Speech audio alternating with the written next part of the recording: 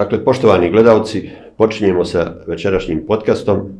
Vaši gosti su večeras Ibrahim Avdić, moja malenkost, i moj gost je Hazim Bašić, profesor doktor, redovni profesor na Maštarskom fakultetu, koji je ujedno i potpredsjednik Kruga 99. U kontekstu toga ja bih odmah postavio profesoru Hazimu pitanje, obzirom na aktuelna dešavanja, dolazak delegacije premijera Hrvatske, ministra vanjskih poslova Hrvatske, zatim Ursule von der Leyen, zatim Rittea, premijera Holandije. Dakle, svi su oni došli, da kažemo, u jednom potezu. Hrvatski premijer Plenković je, da kažemo, sve lovorike pokupio za sebe i otvoreno kazao da je to sve u njegovoj režiji, odnosno režiji hrvatske politike. Koji je cilj svega ovoga, ako je tačno da je Plenković i njegova ekipa stoje iza ove posjete? Dakle, profesore Hazim, koji je cilj ove posjete, šta se njom želi postići, da li možemo očekivati da je ovo u stvari možda neki prethodni dil koji je neko iz trojke, priča se za Konakovića, napravio u Zagrebu i da je time obećana snažna podrška hrvatske diplomatije ulasku BiH u pregovarački proces i u euroatlantske integracije, a da za uzvrat Bosna i Hercegovina, odnosno ova bošnjačka komponenta, prepusti onome što traži hrvatska komponenta unutar BiH. Dakle, ono poznate stvari, izborni zakon, članovi predsjedništva, CIK i ostalo. Dakle, tvoje mišljenje, šta stoji iza ovoga? To je vrlo kompleksna tema i drago mi je da smo započeli upravo sa aktualnim pitanjima koja ovih dana u Bosni i Hercegovini su pobudila posebnu pažnju građana. Dakle, dajte da se kratko osvrnem na oficijelnu politiku Hrvatske prema Bosni i Hercegovini. Ona se može svesti na dvije vrlo kratke poruke, odnosno dvije vrlo kratke rečenice. Prvo, Hrvatska se snažno zalaže i podupire da pomogne Bosni i Hercegovini na njenom euroatlantskom putu. Hrvatska je prijatelj Bosne i Hercegovine i želi joj pomoći da čim prije uđe u Europsku uniju. I drugo, Bosna i Hercegovina mora ući u Europsku uniju sa izmišljenom kategorijom konstituentni narodi na način da se prilagodi izborni proces onako kako to Hrvatska želi. Dakle, to su dvije misije potpuno suprotstavljene jedna drugoj. Nemoguće je ući u Europsku uniju i nemoguće je zagovarati nečiji ulazak u Europsku uniju ako neko ima ustavno uređenje kakvo danas ima Bosna i Hercegovina. Da li to implicira da ti imaš određene sumnje u tu hrvatsku dobrohotnost u lobiranju za ulazak Bosne i Hercegovine u euroatlantske procese? Ja apsolutno imam sumnju. Ja sam danas na Twitteru dao jedan kratak komentar, čuvaj se danajaca i kada darove nose. Dakle, čitava situacija se zapravo može tom starom izrekom aproksimirati. Dakle, evo, snažno zagovaramo vaš evropski put, izlobirao sam da dođe premijer Holandije, da dođe Ursula von der Leyen i sam sam stigao, dakle, veliki diplomatski događaj, ali neću da se vidim sa članom vašeg predsjedništva. Dakle, uvreda za državu, uvreda za institucije. Zamislite gosta koji vam dođe i kao domaćinu hoće da vam uređuje vaš dom.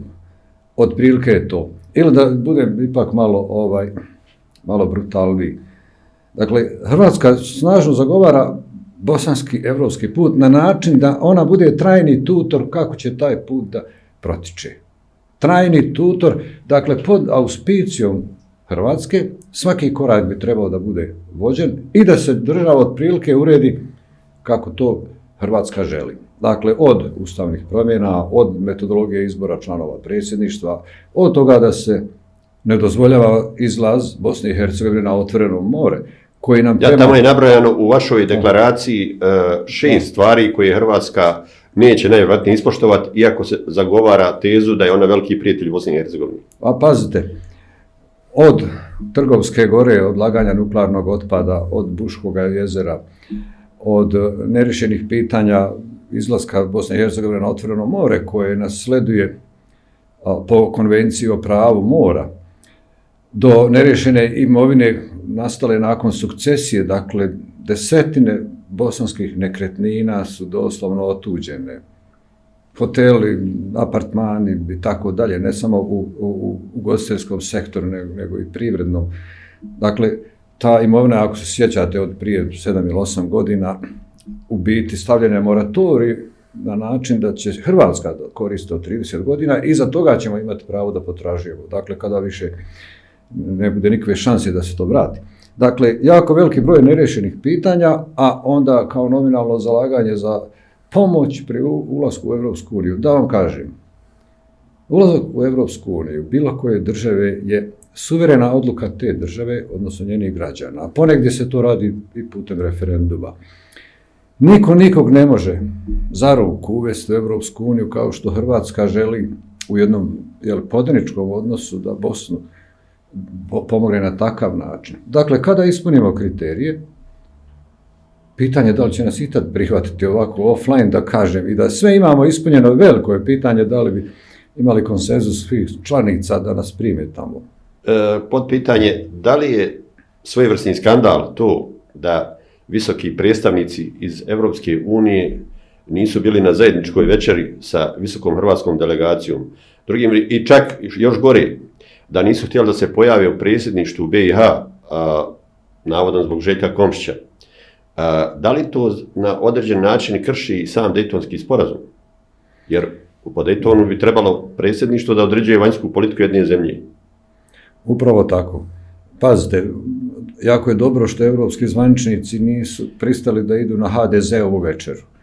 Ljudi su procijenili da je to večera određenog broja funkcionera. Da li to znači da su oni, da kažemo, skontali šta je u pozadini? Da li je Ursula i Rite da su shvatili da imaju neke, da kažemo, posebne ili pozadinske namjere hrvatske politike spram BiH? Ja mislim da oni to znaju od samoga početka, a ta bi večera možda da su bili prisutni dodatno ogolila cijelu stvar, znate. Tako da njihovo nepristajanje na stranačku večeru, da odu, to razumijem kao iskustvo evropskih diplomata. A što se tiče skandala koji se desio u smislu... Evo Josipović, na primjer, bivši predsjednik Hrvatske, Jadranka Kosor i još neki drugi hrvatski zvaničnici i novinari su bili otvoreno protiv ovakvog, da kažemo, diskvalifikovanja visokih dužnosnika države BiH. A mogu ti reći ovo, ja sam čitao juče indeks, 90% komentara na indeksu su negativni protiv Plenkovićevog poteza. Pazite, ko je taj ko može da procjenjuje ljude i da im govori da je neko pravi Hrvat, a neko malo manje pravi Hrvat? Dakle, imate u sociologiji pojam koji tumači takvu pojavu, a to je autonacionalizam. Dakle, ko je taj ko procjenjuje da gospodin Komšić nije legalan ili legitiman? On je i jedno i drugo. Vidite, čitav projekat, njihove posjete, trebao bi da posluži i kao nekakav diplomatski plus predsjednici Europske komisije i premijeru Holandije, diplomatski plus Plenkoviću svakako, dodatni pritisak na bosanske političare da nešto uradi. I još jedna stvar koja je u pozadini, koja može biti možda i kasnije će se pokazati najvažnija. Stvaranje privida da mi kao nešto radimo na evropskom putu. Stvaranje privida da su neki pomaci urađeni. Drugim riječima, stvaranje opsjene građana ili ako hoćete i umrtvljivanje građana da realno sagledaju političku situaciju u Bosni i Hercegovini, koja nije promijenjena zadnjih 15 godina, koja je zapravo situacija neprekidnih blokada i urušavanja državnih institucija. Jednako su i dan danas na udaru i Ustavni sud i sud Bosne i Hercegovine i sve druge institucije koje treba da štite suverenitet države. Susret u Bakincima. Da li je trojka ovim iznenadnim odlaskom u Bakince, u Dodikov podrum, Da li je njihov cilj bio amnestija i spašavanje vojnika Dodika? Mi znamo da u američkoj diplomatiji, odnosno ispred State Departmenta, da Dodika odavno tretiraju kao problem. Da čak i mnoge evropske zemlje ga tretiraju kao problem. I svaki puta, otprilike, kad ga je trebalo kazniti, kad ga je trebalo staviti pod sankcije, spasioci se pojavljuju, gle čuda, iz trojke. Da li je po tebi ova posjeta između ostalog bila i s tom namjerom, obzirom da je kratak rok bio da upravo Schmidt donese one tehničke izmjene izbornog zakona i da na jednom preko noći se ispostavilo nekakav dogovor koji je trebao da bude signal Europi i Americi, eto vidite da se možemo dogovoriti. Ovo tim prije kad se zna da su poslije ovog susreta i papira koji je izašao iz toga likovali sam Dodik, Cvijanovićka, mentori u Beogradu, pa i Milanović kao njegov mentor u Zagrebu. Dakle, svi oni koji osporavaju BiH kao cjelovitu suverenu državu, na jednom su likovali ovim, da kažemo, dogovorom u Bakincima. Znamo šta je tema toga, nekoliko krupnih stvari. Nevjerovatno je da se tako krupne stvari dogovaraju u vinskom podrumu. Na primjer, da i to fundamentalne stvari koje do sad niko nije ni spominjao. Na primjer, promjena minimuma izbornog praga, dakle sa 4, odnosno 5% lokalni izbori i 5% opći izbori, zatim zatvorene liste, pa onda niz drugih stvari koji se tiču integriteta procesa s kojim, vidit ćemo poslije, Amerikanci nisu zadovoljni. Zatim,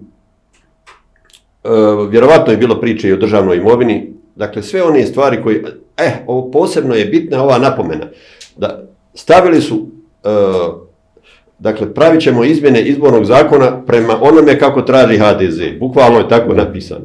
Ili ustanovit ćemo CIK prema onom kako je to radila Srbija.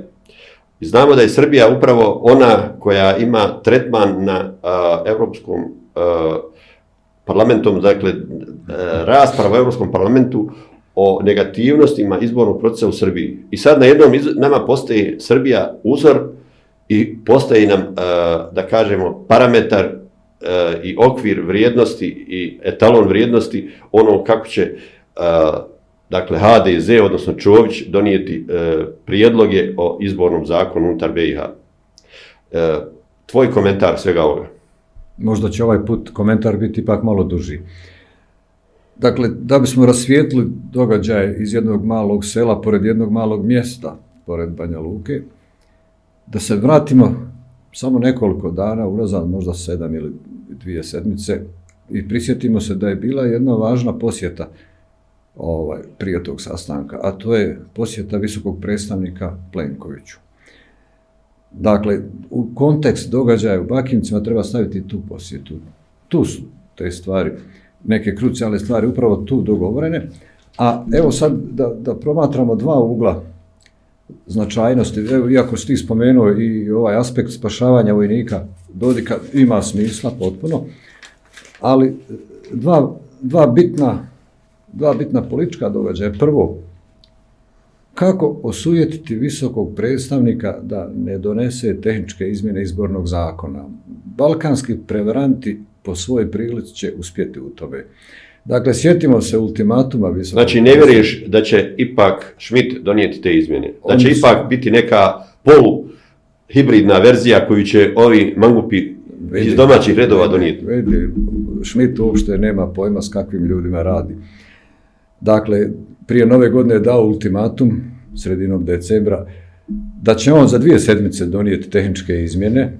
Dakle, da pojasnim samo, tehničke izmjene nisu političke naravi, nego tehničke naravi, da se ugrade skeneri, čitači, kamere i tako dalje. Dakle, ne mijenja se politički dio izbornog zakona. Taj ultimatum do Nove godine je istekao, ništa se nije desilo. Onda je ponovo u svojim obraćanjima priprijetio i budući da je dolazila i ova najavljena posjeta briselskih zvaničnika, taj sastanak u Bakincima je win-win kombinacija. Dogovorit ćemo se da ćemo mi kao složna braća napraviti novi izborni zakon, ubijet ćemo Šmita da je konsenzus postignut, dobit ćemo na vremenu da on ne donese izmjene izbornog zakona. Dakle, tu su konsenzualni i Čović i Dodik. Da se nikakve izmjene izbornog zakona u tom pogledu ne donesu. Ove čak političke Čović pokušava proturiti i zato hoće da stopira Šmita, da bi proturio svoje političke izmjene izbornog zakona u smislu kako se bira član predsjedništva. Dalje, da taj naš opšti konsenzus kojeg smo postigli pokažemo i pred Ursulom von der Leyen. Dakle, da postoje ipak neke konstruktivne snage koje nešto rade. I treći efekat, ponovo se vraćam još jedanput na to, vjerovatno ćemo se vrlo često prisjetiti ovoga, stvaranje fikcije da je sve u redu u državi. Stvaranje fikcije da mi idemo ubrzano u evropski put. Pazite, samo dobijanje pregovaračkog datuma i odpočinjanje pregovora, to bi svakako bio bitan politički impuls. Međutim, to ne znači ništa. Dakle, ako taj čin košta državu njenoga razdržavljenja, onda nama taj datum ne treba. Ako će dobijanje datuma za pregovore značiti manje suvereniteta države, taj nam datum ne treba. Ako će dobijanje datuma za pregovore značiti manje ljudskih prava i uvođenje novih i novih diskriminacija, de facto odmicanje od Evropske unije, nama takav datum ne treba. Dakle, primijetimo da temeljni društveni procesi su u potpunosti antievropski. Nacionalizam, mržnja, 4-5% glasanja, diskriminacija, a onda se govori, hajmo takvi da započnemo pregovore. Vidite, imamo dva aspekta sa kojih trebamo razmatrati taj izborni prag, minimalni izborni prag. Izborni cenzus, ako pogledamo našu političku praksu i takozvane preletače ili takozvane jezičke na vagi, gdje jedan ili dvojica naprave stranku i ima jednu ruku u parlamentu i ta jedna ruka je presudna, dakle, kvari se kompletna politička slika. Ja moram navesti jedan vrlo konkretan primjer. Dakle, da bi se koalicija formirala, falio je glas Arnela Isaka, on kaže može, pristupamo vašoj koaliciji ako moj babo bude ministar policije. I ovi kažu kako da ne. Dakle, je li to demokratija? Gledano iz tog ugla, podizanje izbornog cenzusa bi imalo smisla, gledano iz tog ugla. Dakle, da se ova sitna boranija konačno, da paradigma toga je Esad Radeljaš, da se konačno izbaci sa političke scene i da nisu oni ti koji imaju minoran broj glasova, a koji presuđuju ko će biti na vlasti. Ali zašto je Dodik i Čović, zašto je to njima u interesu? Mi znamo da oni apsolutno neće nijedan potez povući ako njihovi stranački apetiti neće time biti zadovoljeni, odnosno oni ne dozvoljavaju sebi nikakav politički gubitak. Da, tamo gdje su oni dominantno u vlasti, ona ovakvih problema nemaju. Dakle, nekakvih Radeljaša, Arnela Isaka i sličnih političkih margina. Dakle, ali drugi aspekt koji je možda za budućnost države bitniji, jeste činjenica da podizanjem cenzusa za parlament Bosne i Hercegovine iz Republike Srpske je izvjesno da ne bismo imali ni jednoga delegiranog Bošnjaka koji bi mogao da pređe taj cenzus. S obzirom na ukupnu procentualnu zastupljenost Bošnjaka, pa i sa obzirom na njihovu iscijepkanost u političkom spektru, izvjesno je da bi i ovo malo parlamentaraca koji se izjašnjavaju kao Bošnjaci, da bi iščezlo već na idućim izborima ako bi se izborni prag podigao sa 3 na 5%. Dobro, i na jednom poslije Bakinaca imamo kao grom iz vedra neba reakciju američke ambasade. Evo, ja ću samo kratko dio toga pročitati, gdje se kaže sljedeće. Prijedlozi sadržani u dokumentu napisanom o laktašima 18. januara govore mnogo o izborima, a vrlo malo o izbornom integritetu. Čini se da je terminologija koja se odnosi na skeniranje glasačkih listića osmišljena tako da sačuva mogućnost izborne prevari, koja bi napravila problem i tokom izbora kasnijih, a i kao što je napravila problem i 2022. godine i tako dalje. Američka ambasada problematizira sada, čini mi se, kompletan sastanak u Bakincima i vidjeli smo da je Konaković danas retarirao, da on priča sada jer je američka ambasada rekla nema izbora članova predsjedništva bez izmjene ustava. Jer Čović se izgleda olako radovao, kratko se radovao da će to sve, on je već najavio u februaru, gotova stvar će biti, završen izborni proces, završen CIK, završen, američka ambasada čak ne dozvoljava ovo što su dogovorili u Bakincima, da CIK ne bira, da kažemo, one koji će brojati glasove i posmatrače na glasačkim kutijama, nego da to budu stranke, barem je tako u Bakincima dogovoreno. I američka ambasada ovo osporava, tako da se čini da je kompletan dogovor iz Bakinaca otpada. Dodik čak vrišti na ovo i kaže uvijek kada se nešto domaći akteri dogovore, ovi dođu misleći na Amerikance i sve nam to pokvare. Dakle, ako znamo prije kako su radili i Escobar i File, i Escobar i Šole, koji su blagosiljali dogovor domaćih aktera, šta se ovo promijenilo? Je li ovo neka promjena dubinska u State Departmentu? I ne samo po pitanju Republika Srpska unutar Bosne i Hercegovine, nego i Vučić unutar regiona. Čini mi se da su američke novine o tome pisale, New York Times i Washington Post su davali, malo rasvijetili, pogotovo poslije one intervencije Radojičića i Vučićevih specijalaca na Kosovu, neuspješni naravno. Poslije toga čini mi se da su stvari krenule u drugom pravcu. To gledano sa jednog aspekta. A drugi aspekt, sjetimo se da je prvo američki ambasador Murphy izrazio negodovanje s Čovićevim odbijanjem da južnu interkonekciju plinsku potčini bosanskoj firmi BH Gasu u Sarajevu, nego da je Čović tražio da pravi separatnu firmu u Mostaru. Dakle, prvo ga je nakritikovao Murphy Čovića, a onda je direktno to sa visokog nivoa, dakle Blinken, hajde da kažemo drugi čovjek američke administracije, također vrlo otvoreno je poslao kritiku i Grliću Radmanu i Konakoviću kao ministrima vanjskih poslova, da ovo Čovićevo ponašanje nije u skladu sa interesima Amerike.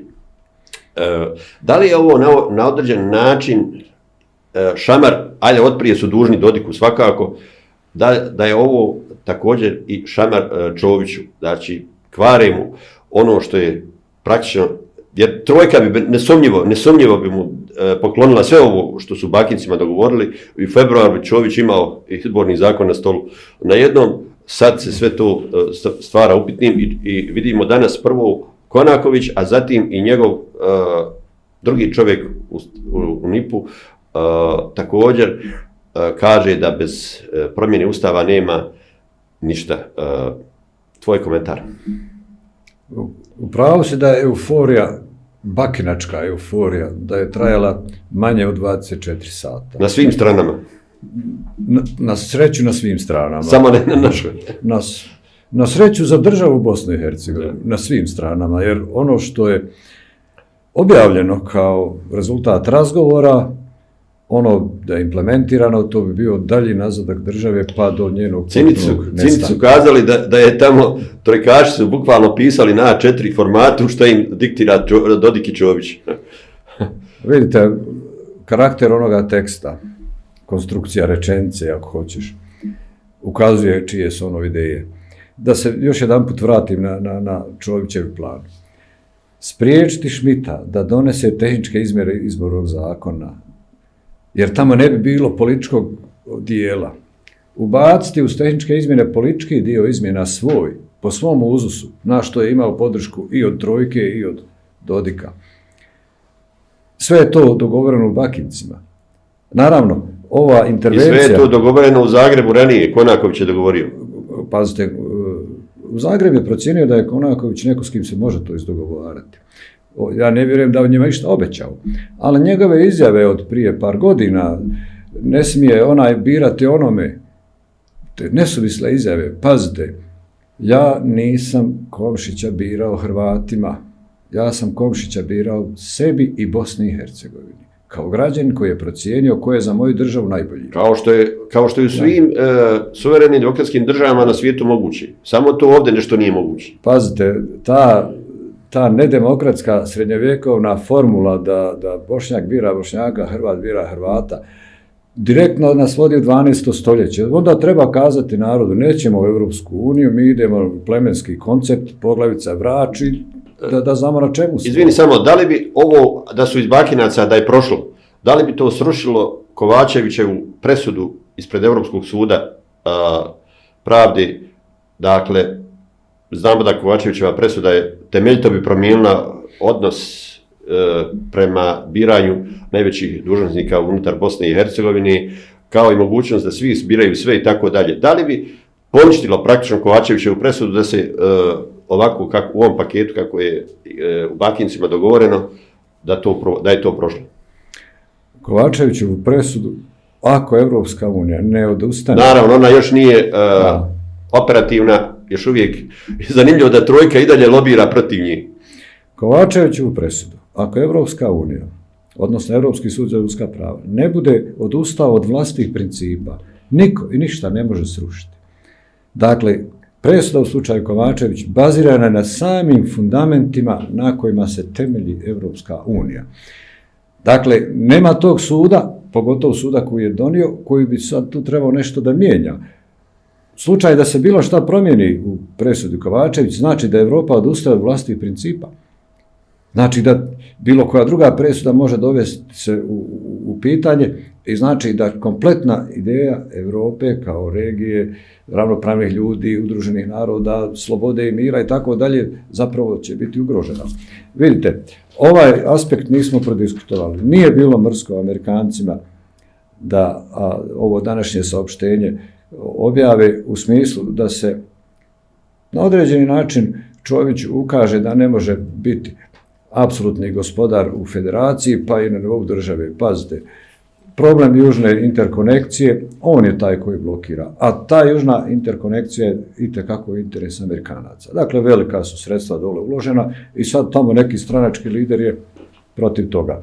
Dakle, u okviru te ekonomsko-političke utakmice ovo je i svojevrsna kazna Čoviću u smislu ovamo se blokirao, a ovamo hoćeš da provučeš političke promjene uz tehnički paket. Ako ćemo upravo su američki dužnosnici State Departmenta, znači Escobar i Šole, najviše pripomogli Čoviću da dobije onu noć, ajde da kažem, onaj neravnopravan tretman na štetu Bošnjaka, kada je praktično Schmidt, jer Schmidt nije ništa radio bez njihovih zelenog svjetla, kada su praktično stvoreni uslovi da se nametne nova vlada po ovom principu, da 29% članova parlamenta formira vladu, a opoziciju čini 69% ljudi, dakle oko 70% praktično ljudi, što govori da je ovo jedinstven slučaj u svijetu, da je opozicija više nego duplo brojnija od vlade. Da, vidite, dugo će Bosna i Hercegovina trebati da koriguje nazadak koji je prouzrokovao Schmidt svojim izmjenama Ustava izbornog zakona federacije. Dakle, one prve izmjene sa proširenjem domova naroda i metodologije kreiranja domova naroda dugoročno će se pokazati zapravo da će se Federacijom Bosne i Hercegovine upravljati iz Mostara. To je vrlo lako razaznate ako uđete u te dokumente i napravite simulaciju bilo kojeg izbornog procesa, vidjet ćete da će, pa već sad to pomalo imamo na terenu, jel? Sve ključne odluke će se moći donositi dole ili sve će se morati aminovati od ozdo. Dakle, to još nije trenutno aktualno, još uvijek živimo ovaj izborni ciklus sa ovom nametnutom federalnom vladom. Međutim, kroz 1, 2 ili 3 još narednih izbornih ciklusa vidjet ćete dokle će ići sistem ucjenjivanja i discipliniranja sjevernog dijela federacije. Ajde vidimo ovo, spomenuli smo ustavne promjene. Bojim se da ne uđemo u novi začarani krug nerješivih problema. Dakle, ovako, ti sumnjaš da će Schmidt nametnuti tehničke izmjene izbornog zakona. Vidimo da, znači, Amerikanci su naložili, trojkaši su naravno odmah u stroju, da nema promjene izbornog zakona bez izmjene Ustava. A za izmjenu Ustava, koliko ja znam, treba 2/3 parlamenta da se složi, dakle, bilo federalno, bilo državno. Ko će složiti 2/3 parlamenta? To izgleda kao nemoguća misija. I da li će do toga ikada doći, odnosno, da li je na sceni nešto što je biskup Komarica, banjalučki biskup Komarica, nazvao da Europa želi da mi budemo u neprestanim trvenjima, u neprestanim nestabilnostima, u neprestanim turbulencijama, da jednostavno oni ne žele da riješe problem Bosne i Hercegovine. Dakle, hoće li se iko počešati, zato mi znamo, evo ustavne promjene, a znamo da i niko neće natjerati ove partnere da uđu u te ustavne promjene na jedan regularan način. Bojim se da narednih 10 godina ponovo budemo u vrteški, evo, na primjer, sada treba novi budžet za ovu godinu, vidimo da će to ponovo biti nekakav privremena mjera, privremeni na brzake izglasani budžet. Dakle, država ne može normalno funkcionisati sa ovako nedefinisanim stanjima. Da se vratimo na početak pitanja. Ustavne promjene. U kojem se govori o ustavnim promjenama. Dakle, ni u kakve ustavne promjene ne može se, ako smo za evropski put, ne može se ući, a da se na stolu ne drži svih 6 presuda Europskog suda za ljudska prava.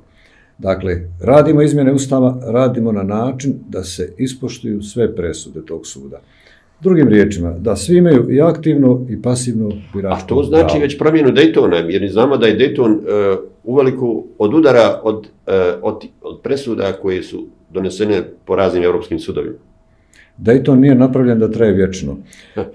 Ja, ali naši partneri, SH partneri, upravo obrnuto, oni smatraju da je Dayton sveto slovo onako kako ga oni tumači. Dakle, u onim aspektima koji njima odgovara. Znači, konstitutivnost, nacionalna diferenciranost i tako dalje. Dayton je proces. Dakle, Daytonski mirovni sporazum je tačka u vremenu od dana potpisivanja i traje do dan danas. Pa pazite, u Daytonski mirovni aranžman ugrađen je živ čovjek, visoki predstavnik.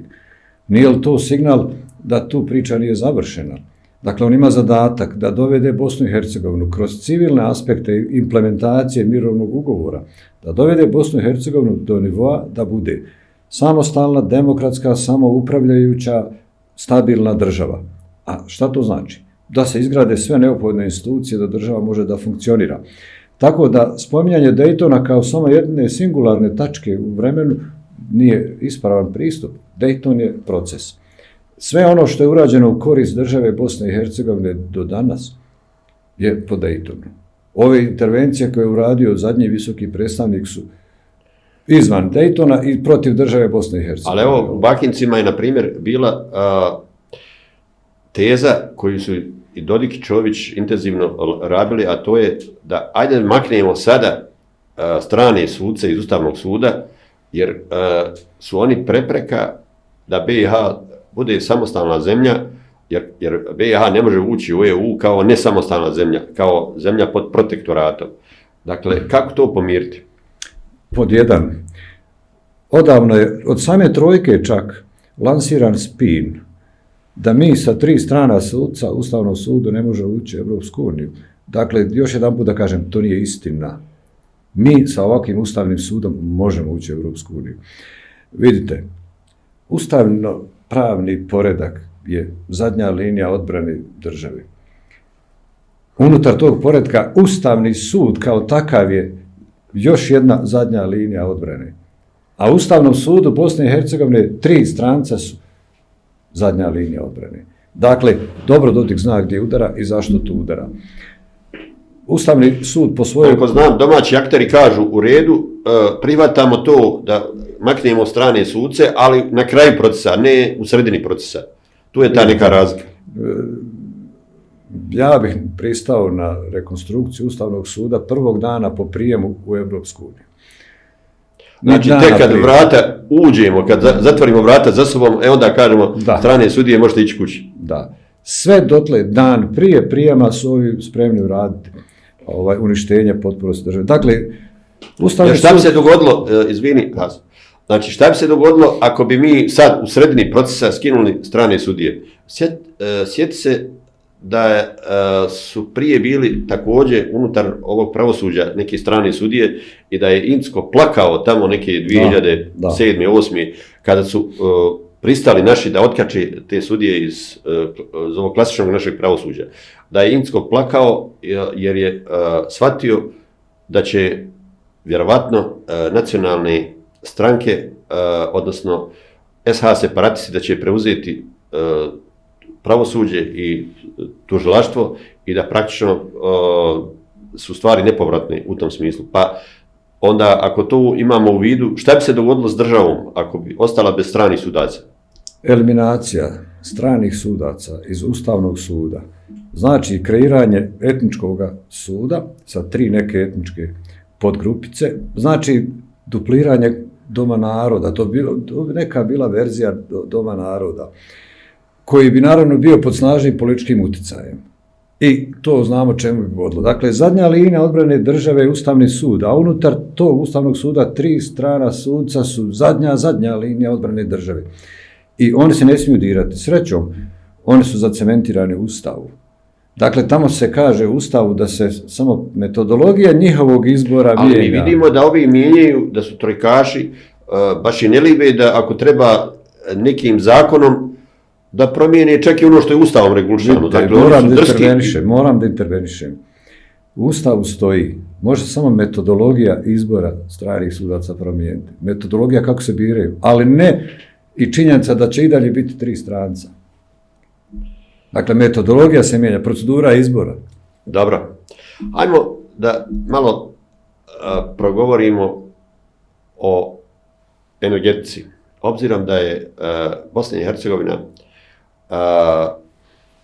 posebno bošnjačka komponenta, suočena sa mogućnošću da kroz nekoliko godina ostane bez energetskih resursa. Dakle, znamo da je cilj Europske unije ukidanje rudnika kao prljave tehnologije, ukidanje termoelektrana kao velikih zagađivača, CO2 i tako dalje. A upravo bošnjačka komponenta nalazi se pod njenom kontrolom oko 3 milijarde tona uglja i to bi narednih 200 godina moglo da tako kažemo, obezbeđuje vrlo jeftinu struju i bošnjačkom narodu, ali i cijeloj Bosni i Hercegovini. Ako se dogodi ovaj scenario, ako i se već odvija, znači gašenje projekta bloka 7, nepokretanje novih bilo kakvih projekata, parlament je zabranio gradnju hidroelektrana, malih hidroelektrana, a velike svakako nisu ni u povoju, nemamo siguran gas, vidimo da kako ide uslovljavanje sa gasom, može se dogoditi da za koju godinu struja bude uvozna, da kažemo, eko struja, zelena struja, da bude 4-5 puta skuplja, da nam onemogući, da građani praktično ne mogu mnogi plaćati struju, a druga stvar da nam otjeraju sve one firme koje su iz inostranstva došle ovdje zbog jeftine struje i zbog jeftine radne snage. Dakle, da izgubimo sve one komparativne prednosti koje imamo na drugima u regionu. Dakle, energetika, kako riješiti taj problem? Energetika se u svakoj državi rješava prije svega strateškim pristupom. Strateškim pristupom ne kantona, općine ili nekog entiteta, nego strateškim pristupom države. Dakle, ideja je da bilo koja država koja želi prosperitet, da pod jedan ima diverzifikaciju u snabdijevanju energenata, ako već mora da nabavlja energent. I drugo, da je koliko je moguće energetski neovisna. Drugim riječima, da proizvodi vlastitu električnu energiju. Evo, dozvoli da ja samo taksativno navedem neke bitne događaje iz oblasti energetike, pa možda neka slušalci, gledalci sami procjene o čemu se radi. Dakle, vratit ćemo se možda 15 godina unazad, dakle 4-5 bitnih događaja. Izgradnja hidroelektrana u gornjem toku rijeke Neretve, urađeni projekt i nađen investitor, zaustavljeno. Izgradnja hidrocentrale na Vranduku, 3 put postavljan kamen temeljac, zaustavljeno. donesen zakon samo u Federaciji Bosne i Hercegovine o zabrani gradnje malih hidroelektrana. Kada je to ponuđeno Republici Srpskoj, oni su glatko odbili. Zaustavljanje izgradnje bloka 7 termoelektrane Tuzla. Dakle, pogledajte, to je cijeli niz događaja koji je vremenski razvučen unazad 15 godina, gdje se svaki put kada se želi uraditi neki krupni pomak u sektoru elektroenergetike, takvi projekti zaustavljaju. Dakle, pokušajmo dosegnuti ko stoji iza toga. Pazite, izgradnja novoga bloka 7 u Tuzli. Ajde ovako, da budemo konkretni. Da si ti premijer, Europska unija preko onoga Kovača iz Slovenije ti traži, Kopača, da. Blokiraj blok 7, pa čak je bio isključio preko Radonjićevog ministra i blokove 3 i 5 u Kaknju i u Tuzli. Dakle, srećom, kada je ispala energetska kriza, onda je parlament morao glasati da se oni ponovo uključi. Šta bi ti, da li bi slušao preporuke Europske unije, jer je to na kraju krajeva i Slovenija dio Europske unije, ili bi na svoju ruku po cijenu pogoršanja odnosa sa Europskom unijom išao na gradnju elektrane, termoelektrane? Vidite, sva ta Europska unija, barem onaj njen razvijeni dio, razvio se na fosilnim gorivima. Dakle, zbog uglja i nafte postali su visoko razvijene države. A kada su dostigle taj stupanj, onda nama, koji smo država u razvoju, se priča kako treba sad voditi računa zelena energija i tako dalje. Naravno, ja jesam i kao inženjer za zelenu energiju. Međutim, mi imamo i resurse, i instalirane kapacitete, i zaposlene ljude. Novi blok u Tuzli mijenja 2 ili 3 stara bloka koja užasno zagađuju cijeli grad. Dakle, novi blok sa novim gorjanicima, novim filterima i tako dalje. Smanjuje zagađenje, poboljšava energetsku snabdevenost, eliminiše par starih blokova. Ne vidim čemu bi to, kome bi to moglo da smeta. Na pitanje šta bi radio, da sam premijer, ja bih radio ono što je radio Fadil Novalić. Izglasao na parlamentu da se ide u gradnju bloka 7, pokrenuo proces, pokazao i Amerikancima i Europskoj uniji da imamo kakav takav suverenitet i energetsku strategiju, pa kako god da se proces završio, mi znamo da je taj blok 7 u biti miniran indirektno od strane Amerikanaca. Usput, iz Amerike jedan poznati glumac koji ne zna ni gdje je Bosna i Hercegovina, ni da postoji Bosna, ni da postoje tamo neki gradovi, se snažno zalagao da se ne grade male hidrocentrale u Bosni i Hercegovini. Leonardo DiCaprio.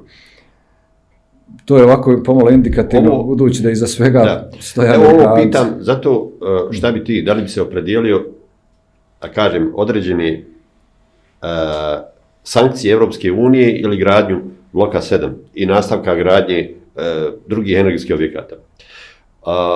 Ovo pitam zato što, na primjer, Konaković će ti vrlo rado replicirati i kazati, pa mi upravo dobijamo, Bosna i Hercegovina treba upravo da dobije €1 milijardu pomoći, kao u sklopu pomoći zemljama Zapadnog Balkana. Mi bi kao to izgubili. Ali vidi ovo, računica kaže da ako ugasimo rudnike sa svim ovim bogatstvima rudnim koje imamo, mi bi izgubili oko 10 milijardi eura ili dolara, svejedno, i izgubili bi veliki broj zaposlenih, izgubili bi mogućnost da mi držimo prst na tasteru energetskom, znači mi bi, ako bi ugasili te naše resurse, dozvolili uvoznu struju da neko drugi drži prst na tasteru i da kaže, ako vam ne ispunite ove uslove, nema vam struje sutra. Kao što nam neko to radi sa plinom, kao što radi sa nekim drugim energetikama. Dakle, ova energetska suverenost je itekako stvar skopčana sa suverenošću cijele države. Apsolutno jeste i ja želim da napravim jednu malu paralelu. Dakle, Leonardo DiCaprio, ili već ko piše za njega tamo, u svom obraćanju javnosti u Bosni i Hercegovini kaže, znate, tamo se sjeku šume kada se prave te malo hidroelektrane, pa se ugrožava ekosistem i tako dalje. Istovremeno, kada jedna britanska kompanija nemilce i zagađuje vode i sječe šume oko Vareša da eksploatiše bosansko zlato, srebro i ostale metale, Leonardo DiCaprio se ne oglašava, zanimljivo. Dakle, i to treba malo uzeti u obzir. Vidite, priča o upravljanju energetikom i energijom, odnosno energentima, je direktno vezana za priču i o suverenitetu jedne države. Mi smo imali izuzetne komparativne prednosti, već izgrađene kapacitete od kojih se neki mogu remontovati, neki proširiti i tako dalje, graditi novi. Zalihe uglja su solidne, dugo će još istok Evrope se energetski snabdijevati na bazi uglja. Dakle, ta vizija o potpuno zelenoj energiji ja podržavam, ali mora se od nečega živjeti. Dobro. Ovako, vidimo da se region naoružava, intenzivno se naoružava. Vučić kaže hvalospjevno da je u minuli nekoliko godina potrošio 3 milijarde eura na naoružanje. Mi znamo sve šta su iz Rusije dobili, šta su iz Kine, dobili su oklopnjake, dobili su ove dronove, dobili su, sad je upravo rekao da kupuje 12 Rafaela, dakle francuskih novih aviona. Hrvatska je naručila 12 polovnih. Oni da pariraju Hrvatskoj, kad kupuju 12, Hrvatskoj je koštalo ovo preko milijarda, ovih 12 Rafaela, da kažemo starih tipova, koji su i dalje naravno dobri. Vučić najavljuje nova ulaganja u vojsku, obnavljanje vojnog roka, pa čak i u Hrvatskoj neki minimalni od mjesec dana vojni rok se spominje. Bosna i Hercegovina u međuvremenu za minuli nekoliko godina potrošila svega 15 miliona maraka na naoružanje. Naš ministar odbrane Helez Zukan se hvali da je stanje u armiji jako dobro, da je armija garant integriteta, suverenosti i čuvanja granica. Da li ti njemu vjeruješ u ovakvom kontekstu? Evo čak i Kosovo, koje još nema pravo na vlastitu vojsku, vidimo da je upravo nabavilo džavaline, da je nabavilo dronove iz Turske. Dakle, svi se naoružavaju. Čemu ovo vodi ako ovako ostanemo pasivni glede svih njihovih poteza? Ja bih tu promatrao problem iz dva ugla. Prvo, ugao koji se tiče Bosne i Hercegovine. Znaš da je iza rata, mislim da se događaj zvao Pakt o stabilizaciji i pridruživanju, da je dogovorena, pa čak i u okviru Dejtonskog aranžmana, da je dogovorena odgovarajuća proporcija u naoružanju između Bosne i Hercegovine i susjednih država, koja bi trebala da bude kroz duži vremenski period očuvana. Očigledno je da unutarnjim blokadama u Bosni i Hercegovini, blokadama Ministarstva odbrane prije svega, blokadama nabavke novih helikoptera, vojne opreme općenito, da unaprijed dogovorena proporcija o broju pojedinih sredstava ratne tehnike, da se unazad možda 10 godina pokvarila. Dakle, taj odnos između država u količini naoružanja po pojedinim segmentima je narušen. U smislu da je Bosna i Hercegovina... Ali ovdje o tome niko ne vodi računa. Vidite, ovo je strateški događaj. Ovo su strateške stvari. Šta će se dogoditi ako sutra se zakuha na svjetskim meridijanima, pa kad svijet ne bude imao priliku da se fokusira samo na Bosnu, kao što je u ratu 92. 95. Ovo je prvi kontekst ugao koji se tiče Bosne i Hercegovine. U kontekstu ovoga, samo izvini, u kontekstu ovoga što su upravo Biden, a prije toga i Zelenski ukazali, ukoliko se nastavi, ukoliko zapravo Rusija postigne velike uspjehe na frontu u Ukrajini, da će se automatski prenijeti sukobi i na Balkan, na zapadni Balkan. Dakle, i prvo je to rekao Zelenski, a sad je to rekao i Biden.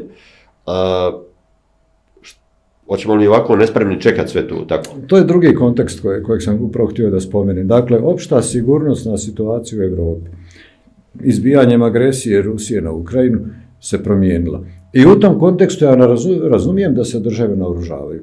Ali gledano na našem zapadno-balkanskom kontekstu, ko će to napasti Srbiju i protiv koga Srbija očekuje da će ratovati?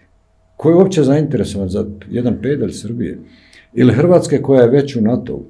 Dakle, tu mi u Bosni i Hercegovini treba da budemo oprezni, treba da se konačno osvijestimo u smislu da poštujemo potpisane dogovore, evo taj dogovor o proporciji u naoružanju. Naravno, treba savladati ove unutarnje blokade, ali čemu služi politika i čemu služe lobby i tako dalje.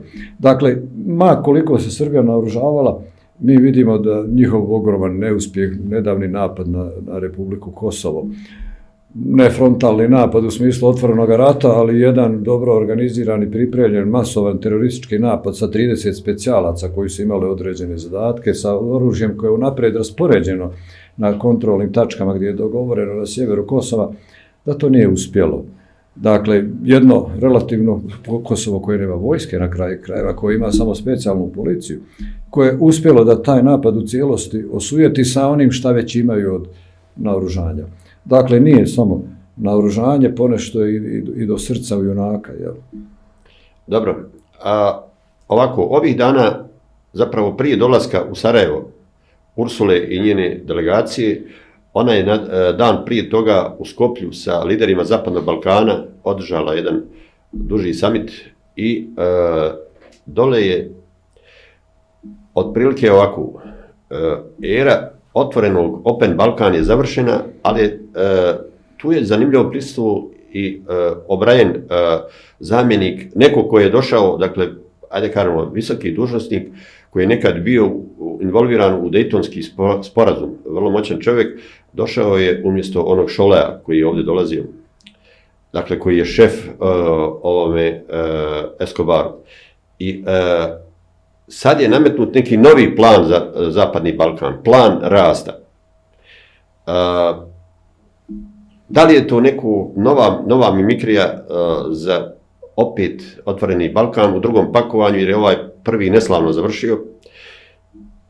U kojem pravcu će, koliko si upoznan sa tim, u kojem pravcu je to sve usmjereno, jer je Ursula otprilike to pozdravila, imam osjećaj da su Amerikanci uklizali Evropskoj uniji u njen teren i kazali nama još uvijek treba Srbija da je izvučemo iz ralja Rusije, a kao takvu moramo uvijek nešto dati. A to nešto, ako prije zabrljala Srbija sa onom intervencijom na Kosovu, Radojičić i kompanija, sad ne smijemo Srbiju ostaviti po strani, ajmo joj sad dati u nekom novom pakovanju određene prenadležnosti gdje bi se kao otvorilo u 4 stvari. Otvorenost transporta, para, novca, ljudi, ideja i tako dalje. Je li to prepakovani otvoreni Balkan? Ja sam jako blizak upravo tvom mišljenju. Da se prisjetimo za Bosnu i Hercegovinu kao državu koja je kandidat, koja je aspirant za ulazak u Europsku uniju, sasvim je dovoljan berlinski proces. Dakle, berlinski proces. Nekakav izmišljeni otvoreni Balkan koji je aktualiziran prije možda 3 ili 4 godine nije pravi put. Dakle, berlinski proces ima svoje fondove, predviđa odgovarajuća sredstva da se pomogne državama kandidatima na njihovom putu, i to u ekonomskoj sferi, na njihovom putu u Europsku uniju. Šta to znači u ekonomskoj sferi? Neometan transport ljudi, roba, kapitala i usluga.